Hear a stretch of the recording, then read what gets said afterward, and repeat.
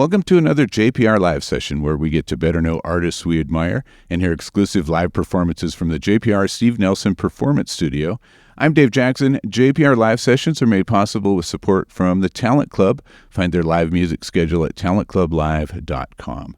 Joining me today is the Oliver Wood Trio. They stopped by after a really great show last night in Medford at Roxy Ann Winery. They're on their way to the Big Pondaroo Festival in Sisters today, and it was really nice of you guys to stop by. Thanks so much. Thank you for having us. The Oliver Wood Trio is Oliver Wood on guitar and vocals. Jano Rix plays percussion, keys, and sings backup. And he's also part of the Wood Brothers. And Ted Pecchio on bass and vocals. And between the members of this trio, and if you add Chris Wood of the Wood Brothers, in all their collaborations, like artists like Seth Walker and Carsey Blanton and Bridget DeMeyer and Nikki Bloom and Tinsley Ellis, Steve Berlin, Katie Pruitt, there's rarely a day that goes by that we aren't playing something at least one of you all was involved in. The new album just dropped a few weeks ago, Fat Cat Silhouette, produced by Jano Rix. And the Wood Brothers did a phone interview with us a few years ago after the release of Kingdom of My Mind. At the time, you'd just moved into a new studio that you'd purchased. Was Fat Cat Silhouette produced there as well? It was. It was indeed, as was the most recent Wood Brothers album, Heart is the Hero. Cool. So we've been in there for 6 years in the studio. And there's quite a few collaborations on this record. All kinds of folks were spinning on open air. Who helped out on the album? Oh, man. Well, of course, Jano produced. Ted played bass. And but there were collaborations with Steve Berlin of Los Lobos and Katie Pruitt. Sang a duet with us, Have You No Shame. And but there's a Seth Walker collaboration. In fact, we're going to play a song today that Seth and I wrote. We actually recorded on his album about 10 years back. We actually have a JPR Live recording of that as well. Nice. That he did, We're going to give you another one. Nice. And but other collaborators like writers like Rick Robertson and Dottie McCormick wrote, an old buddy of mine wrote Have You No Shame. Mm. And that's some of the stuff we all kind of wrote together in the studio. Mm-hmm. So it was a hodgepodge. Cool. And it looks like the trio tour is wrapping up soon, and then there's a Wood Brothers tour. Where are you going on that? Oh, gosh. I have no idea where we're going, but I'm sure it's awesome places. It looked like an extensive tour going on for a couple of months. Well, it's a perpetual on and off thing forever, so... Well, I want to get into talking about making the new album, but we'd love to hear a song. What do you want to play first? We're going to play the first cut on the album. It's called Light and Sweet. It's Oliver Wood Trio in a JPR Live Session.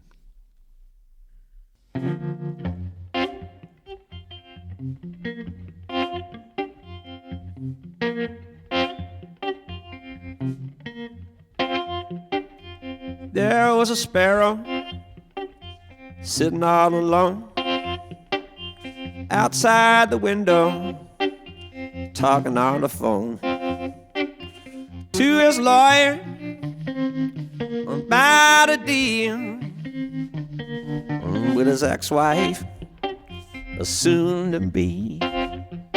She wants the kids, she wants a nest. She said he never tried, but he said he tried his best. He just got distracted, lost his way. He's just no good, is what she say. They say, ooh. They say anything they want. They say, ooh. They say anything they want. They say anything they want. And a trouble boy took a new car. Was a candy apple red shooting star. And he drove the valley, wind in his hair, left all his troubles way back there. And he went up the mountain to catch a view. Was a steep and narrow road into the blue. took a turn just a little too late. Got just what he wanted, is what they say. They say, ooh. They say anything they want. They say, ooh. They say anything they want. They say, ooh.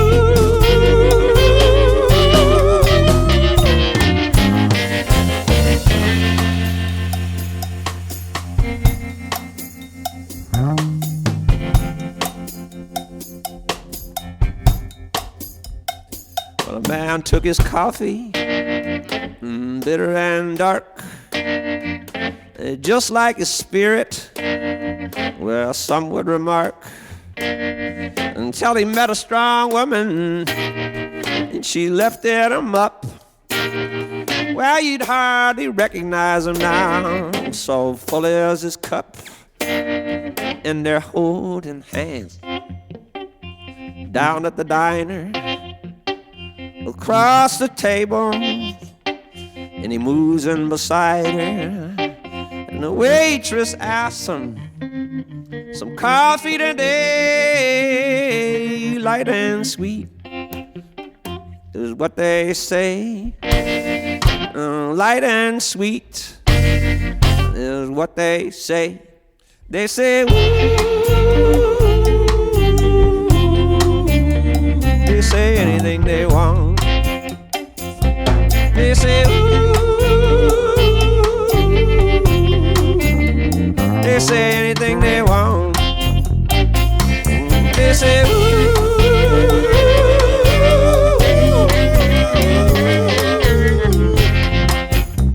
They say anything they want.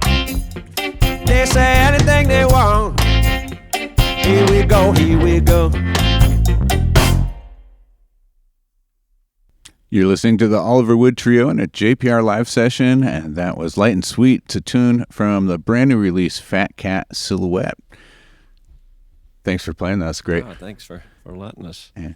So your last solo record was Always Smiling, and it was written during the pandemic, and it was a solo project. Was that kind of always in the back of your mind, as doing solo work, or? Never. I think it was kind of born out of time and energy left over during the shutdown, where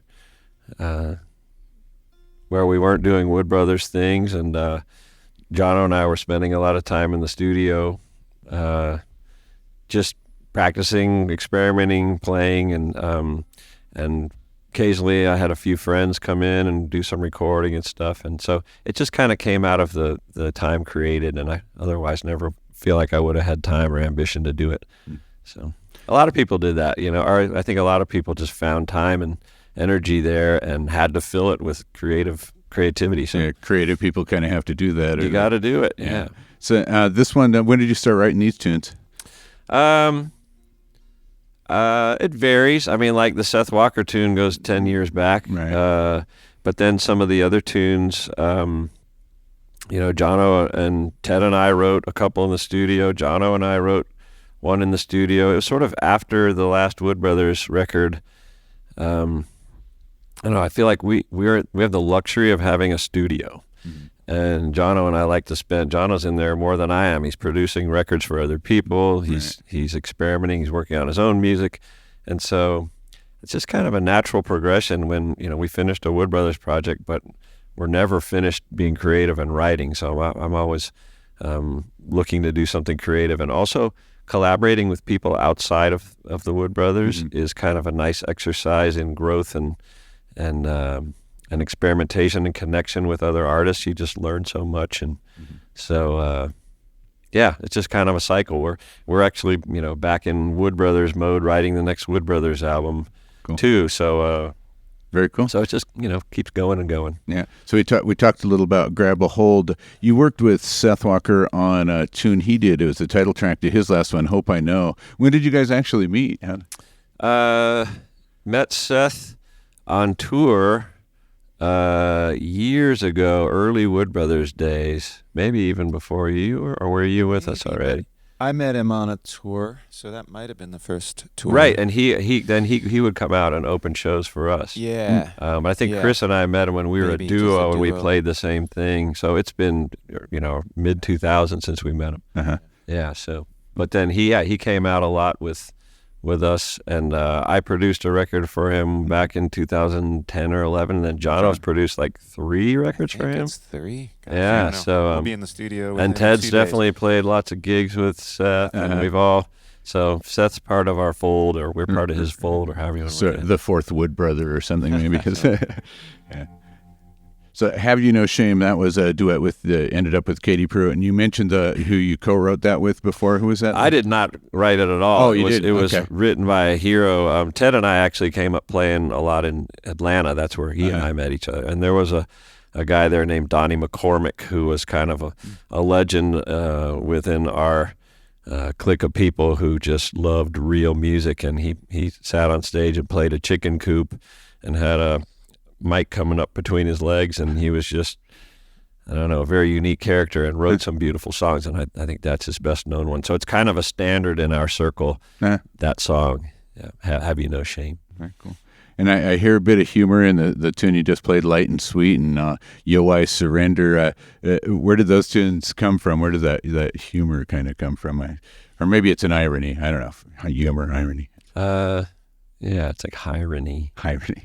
I'm not sure. Just inspired by the things of the moment. A song like Light and Sweet is sort of, first of all, musically inspired by maybe Afro/Latin-y rhythms, those sort of 6/8 trance-like rhythms. And but then lyrically,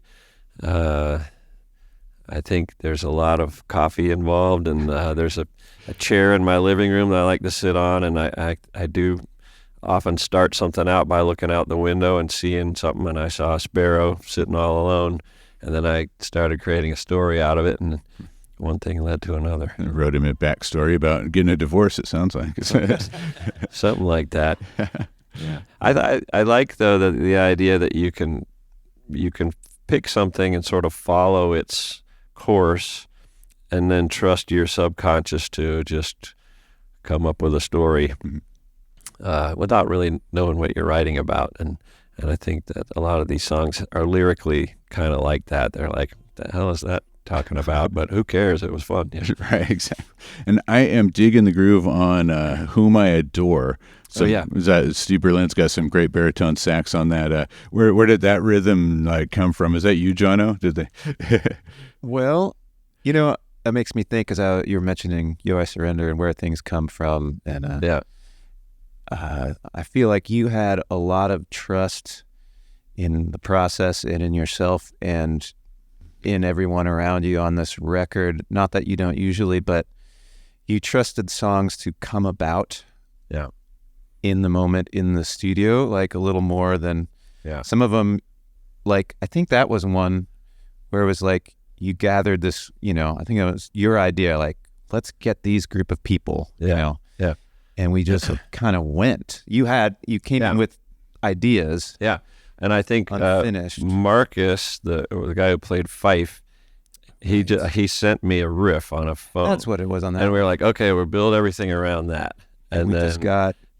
But yeah. And Rob percussion Crawford playing percussion. He's playing like kind of a marching drum rig he made. And I'm on the shuitar, and we just kind of... Yeah, but the shuitar through the wah-wah pedal, which is pretty rare. Yeah. I wanted to do that for like a decade and never did it. Yeah. Bam. Yeah. And then the engineer, Brooke, plays tuba, so he jumped on there. And then Steve Berlin is gold on anything. So Yeah. Yeah. That Barry sax of his is just so good. It's the best. He played with us a couple nights ago. Yeah, did we he? saw him in Portland. He sat in with us, and it was heavenly. You want to stay on stage? Played the rest of the set. Want to get in the van? Very cool. Well, let's hear another song. What do you guys want to play next? Let's try Grab a Hold. Is that cool? I've heard that one. All right. It's the Oliver Wood Trio in a JPR Live Session.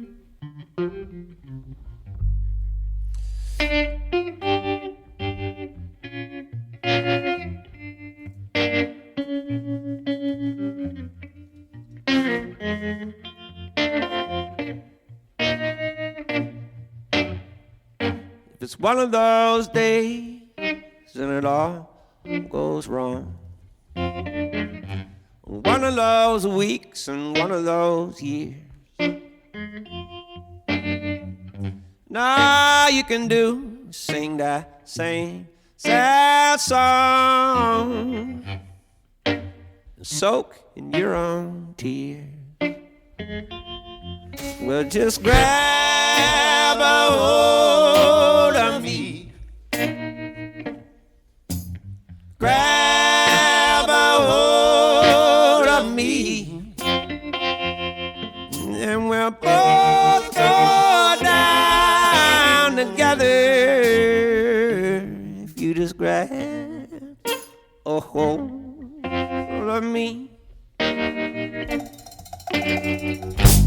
Maybe you're drowning in a deep, dark dream, and it feels like you don't stand a chance. Maybe you're falling down through the seams. You wanna wake up, but you can't.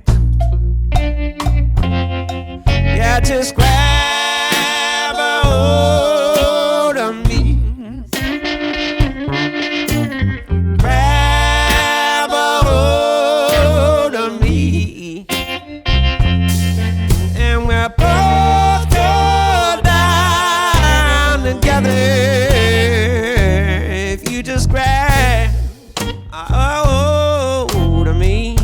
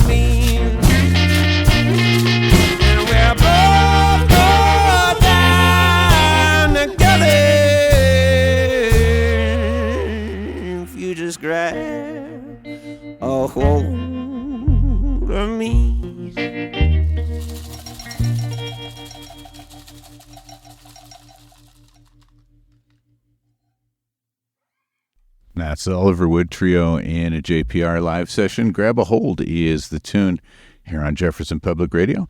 I'm Dave Jackson. Hope you're enjoying this JPR Live Session. I'm enjoying it. I am enjoying it, yeah. So I wanted to chat a bit about the other guys in the trio here. Ted, you are all over our music library upstairs.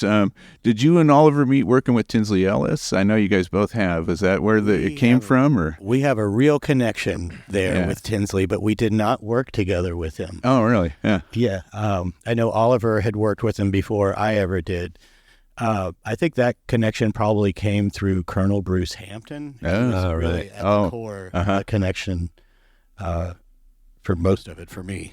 Oh, very cool. So, yeah, that's the connection. That's the deal. Yeah, a lot of musicians were connected in the Atlanta area through Colonel Bruce Hampton. That was the gravitational force. Oh, very cool. The Aquarium Rescue Unit, right? So, yes. You've also worked a lot with you're kind of in the inner circle of the Tedeschi Trucks family too, is that right? You've done a lot of work with those guys like Scrap-O-Matic and Susan Tedeschi, and yeah, for a long time. And again, I cite Bruce for that. Just going way back to 2000, I guess, is when I first met them. It's 24 years now. Yeah, when I met you, you were playing with the Code Talkers, Bruce Hampton.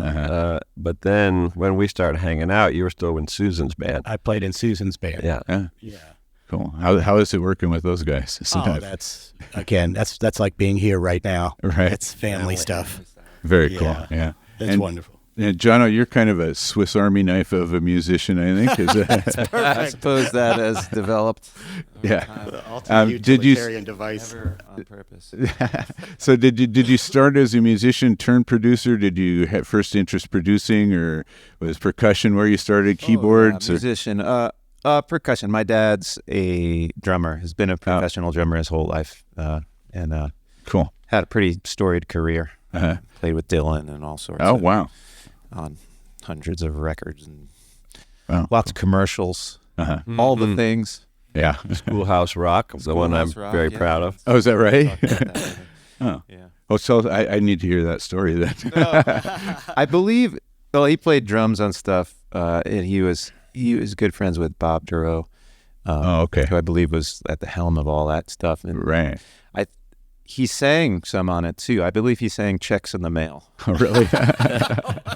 Cool. So maybe that's a deep dive right there. Yeah. I hope I got that right, but I'm pretty darn sure that's it. And your rhythm is just whether you're playing the shuitar or the drum kit or whatever you're doing, your rhythm is just kind of advanced. How did you develop that? That's well, I was a dorky musician from the time I was like, I was playing drums when I was teeny tiny, but advanced. I don't know. I guess there's certain records that really affected me. And if I had to point to one in the last few decades, it would be that J.B. Lenore Passionate Blues record, and just the kind of beautiful mismatch of feels on that. So I care a lot about feel. And like, you could tell. Yeah, how it feels in each moment. And then with this group, we all care a lot about that. And that doesn't always mean time and math. Right. It ends up being that you could look at it that way after the fact. Right. So we play with things a lot, but it's all just felt. If we can let go, then I don't know. Yeah. I think about it a lot. Well, watching you live, think about it a lot. Yeah. Watching you live playing keyboards, singing harmonies, doing that all at the same time as that, and it doesn't look like a novelty act or sound like a novelty act. You're doing it all justice. How did you do it? Yeah.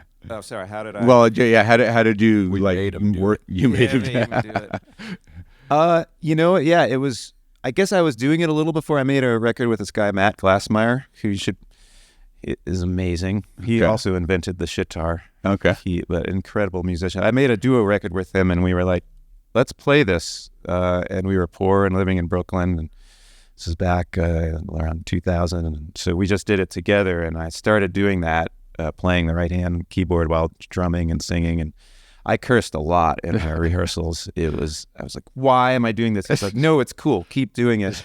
And part of the cool thing is I can do little on each. I don't have the opportunity to play lots of notes on each because I only have one hand. Right.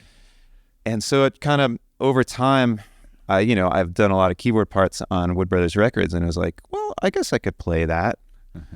And then it just developed into this kind of thing there. It all feels like one thing now. And it actually doesn't feel hard anymore. As long as I don't view it as two different things or try to do anything. If I just let it go. Yeah, let it's it like flow. another piece of the drum kit in a cool way. It's no different than just playing one instrument to me. That's cool. Right now. So, and talk a little about the shuitar. How did you develop that? Explain that a little, because we don't have it with us to take a picture Matt of today. Glassmeyer, a.k.a. Meadow Noise, he found a guitar in the trash, and he built one. Gosh, it's probably 30 years ago. And had a band. That was actually the first producing I did. I produced a band, the Morpholinos, and he was playing it. And then I had to do a bunch of radio stuff with like a band called the Gabe Dixon Band. And that thing so I started messing around building my own, and then you could put it in the overhead of a plane, and you could just walk in. I mean, not every radio studio is like you guys, where, it's trusted and you've got everything mic'd up, and it's a great situation. We can just walk up with the Wood Brothers or whoever to one mic, and just all gather around it with acoustic guitars, acoustic bass, and that fits right in. So Right. I don't know, it's become kind of second nature. I can do all my drum set stuff on it. But For those who don't know, the shuitar is a percussion instrument made out of a lousy guitar. Right. It's essentially a classical cajon with Yeah. some extra. 6-string cajon. Yeah, but he can play it like a drum kit. Like Right. he can make it sound like, it's got all the elements of a drum beat if it's in his hands. Every once in a while, I surprise these guys with a pitch too. I just play a couple That's right. notes on there, and they're like, "What are you doing? Where's that coming from?" Fun. Have you ever considered like getting another limb attached to? I feel like you could. No more. I feel like you could unlock a whole new level with that. like a video game or something. Right. So, and then Oliver, your guitar tone is it's really distinctive, and it looks like you pretty much just plug into a Blues Junior. Do you have pedal boards and stuff that you use a lot? Or? I have a few little boosty things, and I'm a big fan of tremolo, and I'm really a fan of this amp. And if you guys aren't looking, it might end up in our van because it has it has that some nice goodness to it. So, but yeah, I think all of us sort of we were talking about Ted played some songs on a different bass recently, and it still sounded just like Ted. Right. And he's playing the ook bass last night. Yeah. So he's right. So he doesn't have the ook bass with him today, but it's like, I think once we have our musical personalities and we have sounds in our heads and in our hearts, they sort of just come in. Whatever we pick up, it should come out. I've heard Oliver walk into a guitar store and pick up a telly, plug through some amp, and it just sounds like you, like so distinctly. Right. To you, though, we were talking about it, it's like, that might be quite uncomfortable. Yeah. And maybe not inspire you just because of the feel or what you're used to or not used to. Then again, being uncomfortable is sometimes awesome. A lot of good could come out of it. Yeah. But I'm amazed how people just sound like themselves. Yeah, me too. Yeah. I got that from B.B. King records or live records. Like sometimes B.B. King, it sounds like they gave him the worst amp in the world. It just sounds like a little pew, but he just plays it exactly the same way. And you're like, oh, that's B.B. King. It doesn't matter what the tone really even is. Yeah. So that's a really nice looking Guild guitar you have. Tell us about that guitar. It's a guitar that I bought back in the early 90s when everybody, including myself, had Fender Strats, and the guitar hero Stevie Ray Vaughan era was in full force, and I just felt lost in that world. And so I just tried to find something the most other direction. And I sort of randomly got this guitar, and I liked how it sounded kind of woody. This is a Guild, 60s Guild hollow body guitar called a T100. And I've just loved it ever since. It's kind of my number one buddy. Nice. That's a beautiful guitar there. Yeah. Well, we have time for another song. What do you want to wrap up with? I think we're going to try this one that we wrote with Steve Berlin. It's called Yo, I Surrender. Great tune. This is the Oliver Wood Trio in a JPR Live session.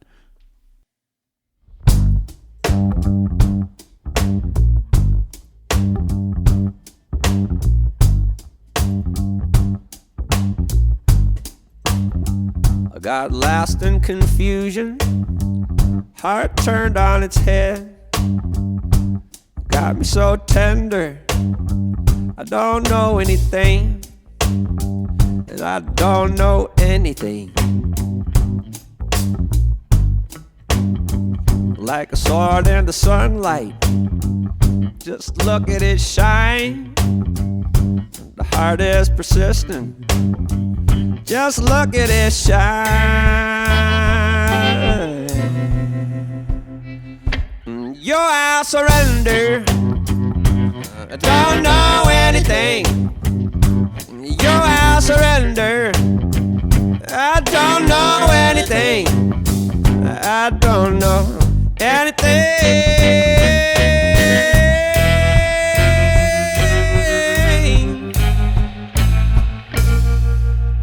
I don't know anything.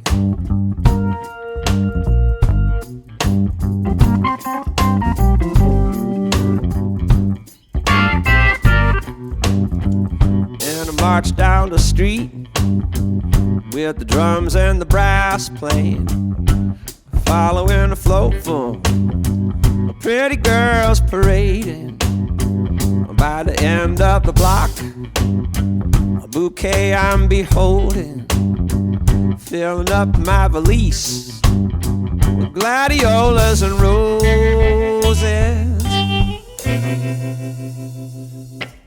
You I surrender, I don't know anything. You I surrender, I don't know anything. I don't know anything.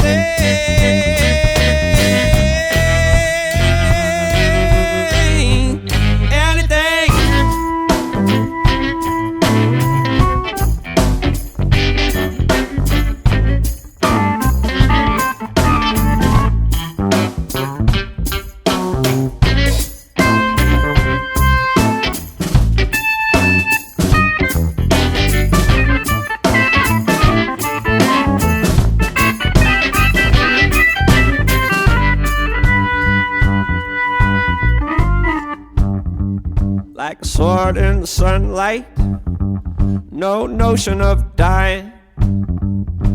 The heart is persistent, just look at it shine.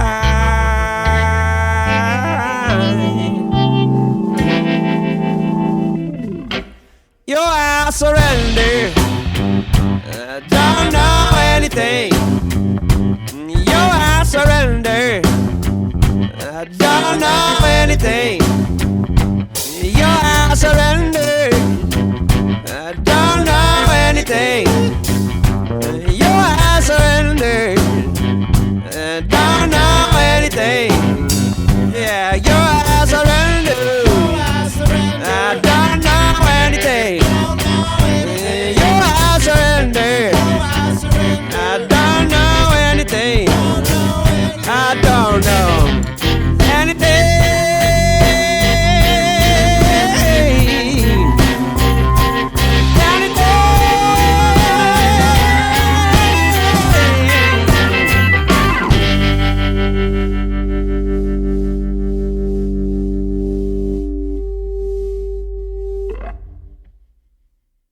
Yo, I Surrender. It's the Oliver Wood Trio in a JPR Live Session. That is from the new album Fat Cat Silhouette. Find more about them, including tour info and where to find their music at thewoodbros.com and oliverwoodmusic.com. Thanks for coming in today. Enjoy Big Pondaroo and the Wood Brothers tour coming up, and good luck on the continued success of Fat Cat Silhouette. Thank you so much. Pleasure to be here, and thanks for playing the music. No, you betcha. JPR Live Sessions are made possible with support of the Talent Club. They have live music and cold drinks in a casual atmosphere in downtown Talent, Oregon. The live event schedule is at talentclublive.com. JPR Live Sessions are engineered by Jon Griffin, and thanks today to Alan Edelman for the use of his drum kit, also Brian McKinnon for the keyboard, and Alex Johansson for helping us haul stuff around yesterday. You can find our live session podcast at Spotify, YouTube, and our website, ijpr.org. I'm Dave Jackson. Thanks for listening to JPR Live Sessions.